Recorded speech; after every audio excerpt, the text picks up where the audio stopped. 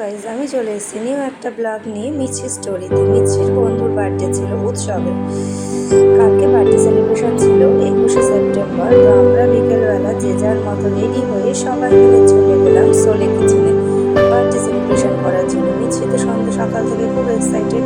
আগের দিন রাত থেকে যখন নিমন্ত্রণটা করা বলেছে যে এরকম সোলে কিচেনে সেলিব্রেশন হবে, যে মা উৎসবের বার্থডেতে যাবো। আর মেন ব্যাপারটা কি বলতো, আমিও দেখি আমার মতন আমার মেয়ের মধ্যেও ব্যাপারটা আছে। খাওয়া দাওয়ার কোনো ব্যাপারটা করা হচ্ছে না, মেয়েদেরকে সবার সাথে দেখা হবে, গল্প হবে, আড্ডা হবে, এটাই হচ্ছে মেন এক্সাইটেড। আমাদের সাথে ঘোরাটা আমাদের দেখা হবে, আমাদের এই বন্ধুরা আর আমাদের সাথে ঘুরবে আর যাওয়া হবে, যেটা এই গল্প গুজব তারপরে এই হোটেলে আড্ডা, আমরা তিনজন এরকম একটা বিয়ের মতো আনন্দ করতে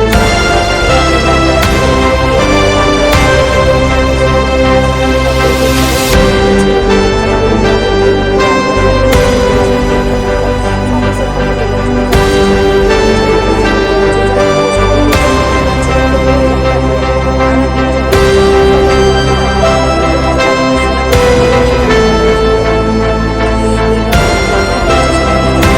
বাড়ি আসলাম।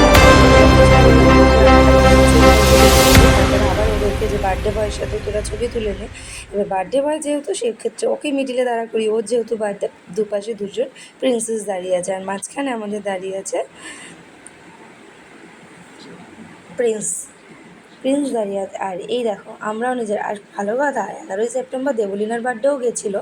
তো ওর বার্থডেটাও আমরা সেলিব্রেশন করেছিলাম কীভাবে, আমি আবার একটা নতুন নিউ ব্লগ নিয়ে তোমাদের সাথে সেটাও শেয়ার করবো। আমরা দারুণ মজা করেছি। আর এই যে বার্থডে বয়ের সাথে ছবি তুলবো না সেটা কখনো হয়, তাই আমি আর রিয়াও দাঁড়িয়ে পড়েছিলাম ওর সাথে ছবি তোলার জন্য।